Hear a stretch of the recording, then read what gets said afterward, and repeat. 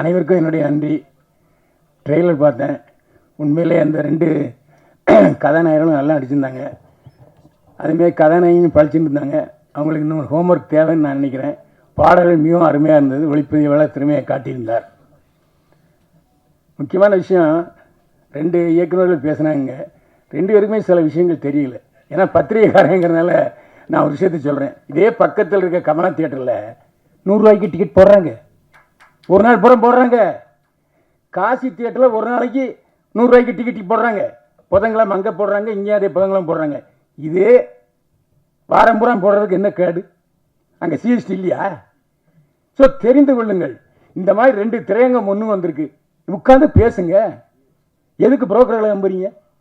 இது ஒரு கேள்வி. இன்னொரு கேள்வி, அவர் சொல்கிறதுக்கு பயந்தார். நான் சொல்கிறதுக்கு பயப்பட மாட்டேன். சன் பிக்சர்ஸு, ரெட் ஜெயண்ட் 2 தான் பெரிய படங்களை பூரா வாங்குது. தயாரிப்பாளர்கள், இயக்குநர்கள் போய் உட்காருங்க, 2 பேரையும் கூப்பிடுங்க. என்ன பிரச்சனை சொல்லுங்கள். உங்கள் படத்தெல்லாம் நீங்கள் 100 ரூபாய்க்கு டிக்கெட் போடுறோம், பேசுங்க. இதையே செய்ய மாட்டீங்க. அதான் என்னுடைய கோரிக்கை. அதுக்காக அந்த கூட்டத்துக்கு துணை முதல்வரையும் கூப்பிடுங்க. இங்கேயும் துணை முதல்வர் இருக்கார், அங்கே தெலுங்கானாலையும் பவன் கல்யாண் இருக்கார். ஒரே நேரத்தில் 2 பேர் திரையுலகத்தில் இருந்து துணை முதல்வர் இருக்காங்க. அவரும் நம்ம வெட்டி பிள்ளை தான். யார்? மாண்புமிகு உதயநிதி ஸ்டாலின். துணை முதல்வரையும் கூப்பிட்டுங்க, ரெட் ஜெயண்ட்டையும் கூப்பிடுங்க, சன் பிக்சர்ஸையும் கூப்பிடுங்க, இயக்குநர்களையும் கூப்பிடுங்க, தயாரிப்பாளையும் கூப்பிடுங்க. உட்கார்ந்து பேசுங்க. ஒரு 3 நாளில் தீர்வு வருதா இல்லையான்னு பாருங்க. 3 நாளில் தீர்வு வந்துடும். இங்கே என்ன நீங்களே சண்டை போட்டுறீங்க. நான் ஸ்ட்ரைக்கு அனௌன்ஸ் பண்ணுறேன், ஆகஸ்ட் 15 மேலே எதுவும் இப்படித்தான் பேசுகிறீங்களே தவிர வேலை நிறுத்தம். அதான் சூப்பர் ஸ்டார் ரஜினிகாந்த் சொன்னார், எதுக்கு வேலை நிறுத்தம்? நான் வேலை நிறுத்தம் செய்ய மாட்டேன். வேலை நிறுத்தம் முடிச்சாரா இல்லையா ரஜினி? வேலை நிறுத்தங்கிற பேச்சே இங்கே வேண்டியதில்லை. படம் எடுக்க எல்லாரும் ரெடியாக இருக்காங்க. நீங்கள் பேச்சுவார்த்தைக்கு தயாராங்கிறதான் என்னுடைய கேள்வி. ஏன்னா நீங்கள்லாம் மேலோட்டமாக பேசுகிறீங்க. நான் டிஸ்ட்ரிபியூட்டர்ஸ்கிட்ட பேசுகிறேன், தியேட்டருக்காரங்கிட்ட பேசுகிறேன், தயாரிப்பாளர்கிட்ட பேசுகிறேன், நடிகர்கள்ட்டையும் பேசுகிறேன். நடிகர்களாக சம்பளத்தை வைக்கிறாங்க. நீங்கள் தானே சம்பளத்தை வைக்கிறீங்க. நான் பல நடிகர்கள்ட்ட பேசிட்டேன். நாங்கள் வைத்தவே இல்லை. நீங்கள் இப்போ கூட ரஜினிகாந்த் சொன்னார், நான் 35 லட்ச ரூபா சம்பளம் வாங்கிட்டு இருந்தேன். பிரியா படத்துக்கு தயாரிப்பாளர் கதையோசனை எடுத்த பஞ்சரசன் தான் சொன்னார், யோ என்னையா நீ, உனக்கு விவரம் தெரியாமல் நீ 35 வாங்கிட்டு இருக்க, 1,10,000 சம்பளையா? அவர் வாங்கிட்டு இருந்தது 35,000 வாங்கிட்டு இருந்திருக்காரு. 1 லட்ச ரூபா கொடுத்தாரு முதல்ல பிரியா. இது ரஜினிகாந்தே சொல்கிறார். அப்போது நீங்கள் தான் சம்பளத்தை ஏற்றுறீங்க. போட்டி போட்டு 4 பேர் போகிறீங்க, ஏற்றுறாங்க. டிமாண்ட் இருக்கும்போது விற்க தானே செய்வாங்க. அதுக்கே நடிகர்களை குறை சொல்றீங்க. இந்த 2 பேர் சிம்புவும் தனுஷும் பேசிய வார்த்தைக்கு படம் தயாரிக்கிறாங்களா இல்லையா?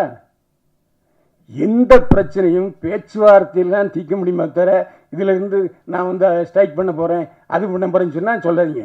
இன்னொன்று, யூடியூபர்கள் எந்த காலத்துலையும் என்னை பொறுத்த வரைக்கும் நான் உண்மையை தான் பேசுவேன். நல்லா இருக்கு நல்லா இருக்கு நல்லா நல்லா தேட்டருக்கு போகாதேன்னு சொல்லியிருக்கேன். எந்த யூடியூபர் சமாளித்து விமர்சனம் பண்ணுறாங்க? எப்போ இந்த 80 ரூபாய் சமாளிச்சு நல்ல படம், நல்லா இல்லாத படத்துக்கு யாருக்காவது நல்லா இருக்குன்னு சொல்லியிருக்கீங்களா? அந்த குற்றச்சாட்டை வாபஸ் வாங்கிங்க. நீங்கள் நடித்த படமே வெளிவரல, அதுவும் எங்களுக்கு தெரியும். ஆனால் இப்போ தான் நான் மோங்காட்டுறேன்னு சொல்கிறீங்க. நாங்களாம் இருக்கோம்யா. நீங்கள் கதாநாயகன் நடித்த படம் வந்துச்சா? யார்கிட்ட கதை விடுறீங்க? இதெல்லாம் ஏன்ட்ட வேண்டாம். என்ன பண்ண, நான் இன்னைக்கு எனக்கு 73 வயசாச்சு. 52 வயசை இதிலே தான் கழிச்சிருக்கேன். இதில் வேற ஜெயலலிதாவோட பயணிச்சிருக்கேன், எம்ஜிஆரோட பயணிச்சிருக்கேன். இப்போ நீங்கள் உங்களுக்கும் அரசுக்கும் ஒரு கேப் ஆகி போச்சு. அந்த இடைவெளியை நிரப்புங்க. நீங்கள் ஏன் போய் பேச மாட்டீங்க? நீங்கள் கூப்பிட்டா வர மாட்டாங்களா? நாளைக்கே தயாரிப்பாளர் சங்கம், இயக்குனர் சங்கம், விநியோக சங்கம், லொட்டு லூசுக்கு எல்லாம் போய் நீங்கள் கூப்பிடுங்க. உதயநிதி மாண்புமிகு உதயநிதி ஸ்டாலின் வரமாட்டேன்னு சொல்லுவாரா? இதானாங்க ஒரு பிறந்த வீடு. அவருக்கு இன்னைக்கு துணை முதல்வர் பதவி கிடைச்சிக்கினாலே அவர் நடிகருங்கிறனால தான். இல்லை நான் யாராச்சும் சொல்லுங்க வைப்போம். அவருடைய தேர்தல் 2 தேர்தலையும் அவர் தான் தனியாளாக போய் திமுகவுக்கு பிரச்சாரம் பண்ணார். அதனால தான் அவருக்கு இந்த பதவி. இன்றைக்கும் உதயநிதி ஸ்டாலின் மக்களுக்கு தெரியுது, துணை முதல்வராக தெரியாது, நடிகராக தான் தெரியும். அந்த அளவுக்கு இந்த தாய் வீடு இருக்குது. நீங்கள் பேசுகிறது கூச்சப்படுறீங்க. நடப்பு தயாரிப்பாளர் சங்கம், கில்டு, லொட்டு லொசுக்கு இதெல்லாம் வேண்டாம். எல்லாரும் ஒருங்கிணைத்து ஒரே குரலாக நான் சொன்னது, கமலா தியேட்டர்லையும் காசி தியேட்டர்லையும் 100 ரூபா டிக்கெட்டு அன்னைக்கு ஃபுல்லாகுது. 4 ஷோ போடுறாங்க, 4 ஷோ ஃபுல்லாகுது. அப்போ என்ன அர்த்தம்?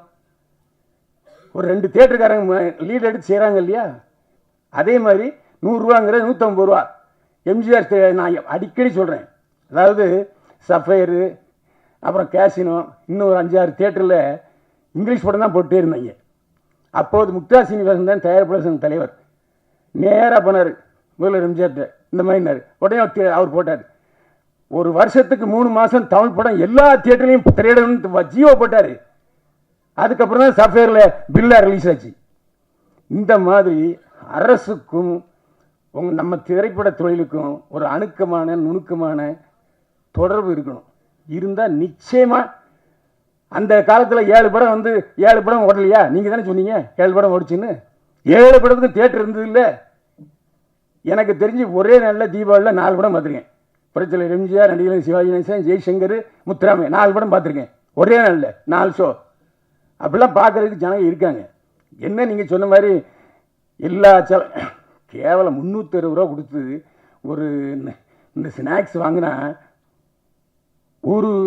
ஒரு நேர சோறை பார்த்து அந்த அளவுக்கு விலை 250 ரூபா 300 ரூபா. அதெல்லாம் நீங்கள் தியேட்டருக்காரங்களுக்கு உட்காந்து இதெல்லாம் குறைங்கப்பா, இதெல்லாம் அதிகம், அவங்க செலவாகுதுன்றாங்க. நான் தான் திரும்ப சொல்கிறேன்னே, காசி தியேட்டர்லையும் கமலா தியேட்டர்லையும் 100 ரூபாய்க்கு போடுவதற்கு தயாராக இருக்கும் பொழுது 150 ரூபா அங்கே அவங்க தயாராக இருக்க மாட்டாங்களா? சரி வேண்டாம், பெரிய படங்கள் வரும்போது போட்டுங்கப்பா. மீதி ஒரு வருஷத்தில் எத்தனை பெரிய படங்கள் வருது? 10 வருமா? அதுக்கு மட்டும் விட்டுருங்க. மற்றதை பூரா நீங்கள் இந்த பாதி செல்லக்குட்டி படத்துக்கு கொடுங்கன்னு கேளுங்க. தியேட்டருக்காரன் மாட்டேன்னுவாங்களா, இல்லாட்டி விநியோகஸ்தர் மாட்டேன்பாங்களா, இல்லை அரசாங்கம் மாட்டேன்னு சொல்லுவாங்களா? அதுவும் ஜிஎஸ்டி இருக்கு இல்லையா? 100 ரூபா டிக்கெட்டில் ஜிஎஸ்டி இருக்கு, இல்லாமல் இல்லை. ரேஷியோ குறைவு, அவ்வளோதான். அதனால் நாம் உட்காந்துக்கிட்டு நாங்கள் தயாரிப்பாளர் சங்கம், நாங்கள் ஒரு ரூட்டில் போவோம், தயாரிப்பாளர் சங்கம் அவங்க ஒரு ரூட்டில் போவாங்க, சின்ன தயாரிப்பாளர் சங்கம் அவங்க ஒரு ரூட்டில் போவாங்கன்னா புரோக்கர்கள் தான் வாழ்வார்கள். நான் தான் சொல்கிறேன்னு. இன்னைக்கு ரெட் ஜெயண்ட்டு மற்ற சன் பிக்சர்ஸ்லன்னா உடனே இங்கே ஒரு 10-100 தியேட்டர் கிடைக்குமா? புரோக்கரை தான் தேடி போகிறீங்க. ஏன் அவங்க நேரடியாக தியேட்டருக்காரங்கிட்ட உங்களோட பேசுறதுக்கு வசதி இல்லையா? அதுக்கு ஒரு அமைப்பை அமைங்க. தியேட்டர் அதிபர்களும் பேசுவதற்கு ஒரு அமைப்பை நீங்களே அமைங்க. யாரும் மாட்டேன்னு சொல்லுவாங்களா? இன்றைக்கி அவங்க உட்காந்துட்டு ப்ரெஸ் மீட் பண்ணுறாங்க, எங்களுக்கு பத்தலை, இன்னும் ஏற்றி கொடுனா எங்கே போய் இப்போ ஏற்றி கொடுக்குறது? ஒரு பத்திரிகையாளனுங்கிற முறையில் இவ்வளோ நாள் இருந்ததில் என்னுடைய அறிவுரைகளை சொன்னேன். ஏன்னா என்ன காரணம்னா, சில விஷயங்கள் தெரியாமல் இருக்காங்க.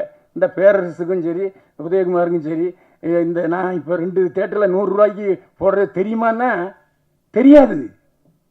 அதுக்கு தான் பத்திரிகையாரன் தேவை. ஏன்னா எல்லா இடத்துலையும் மேயரை யாருன்னா பத்திரிகையாரன் தான். ஆனால் நீங்கள் என்னடா யூடியூப்காரங்க நல்லா இல்லாத படத்துக்கு கூட நல்லா இருக்குன்னு சொன்னான்னு சொல்கிறீங்க. அது நல்லது தானே இது?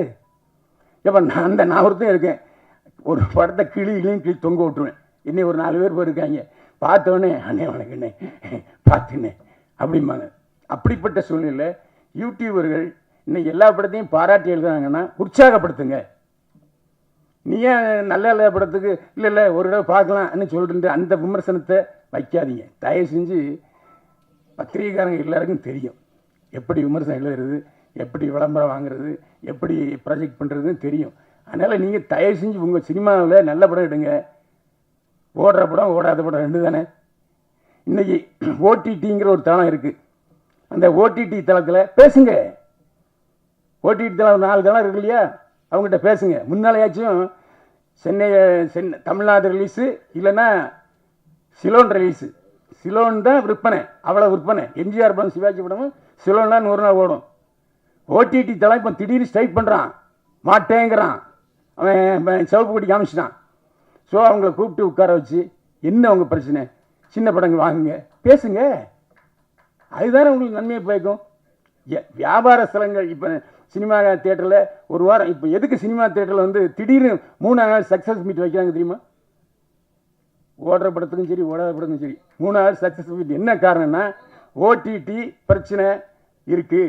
ஓடிடியில் அந்த தளத்தில் இந்த சக்ஸஸ் மீட் வச்சா தான் நிறையா பப்ளிசிட்டி ஆகுதுங்கிறனால தான். இதெல்லாம் தயவு செஞ்சு நீங்கள் அதை யோசிங்க, யோசித்து முடிவெடுங்க. நன்றி, வணக்கம்.